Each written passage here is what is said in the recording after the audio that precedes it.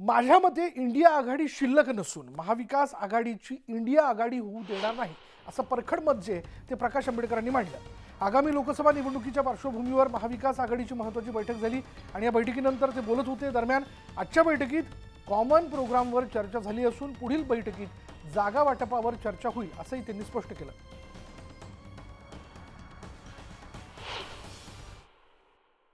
या आघाडीचं इंडिया होऊ नये ही मी दक्षता घ्यायचं असताना त्या ठिकाणी आम्ही ठरवलेलं आहे आणि त्याच्यामुळे ताक जरी असलं तरी फुकून फुकून प्यायचं असं मी ठरवलेलं आहे।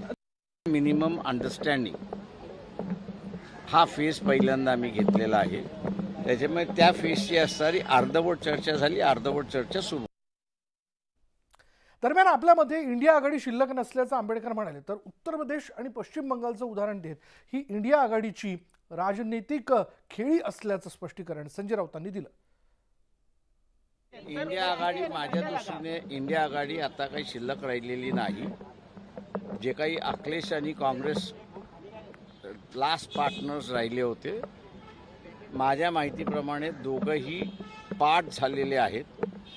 काँग्रेस वेगळी चालली आहे आणि SP सुद्धा वेगळी चालली आहे अशी माझी माहिती आहे। होऊ नये ही माझी इच्छा आहे, परंतु हकीकत अशी आहे की दोघं वेगळे चाललेत अशी परिस्थिती आहे। तेव्हा त्या सगळ्या पार्श्वभूमीवरती महाराष्ट्रात तसं होऊ नये हे आम्ही असताना पाहतो। इंडिया अलायन्स या देशामध्ये काम करते आहे। काही जे निर्णय आहेत इंडिया अलायन्समधले त्याला आपण म्हणतो ना स्ट्रॅटेजिक मुवमेंट आहेत। पश्चिम बंगाल असेल, पंजाब असेल, आप असेल, तृणमूल असेल। आता आप आणि काँग्रेस दिल्लीमध्ये युती होते, पंजाबमध्ये आम्ही ठरवू काय कसं करायचं।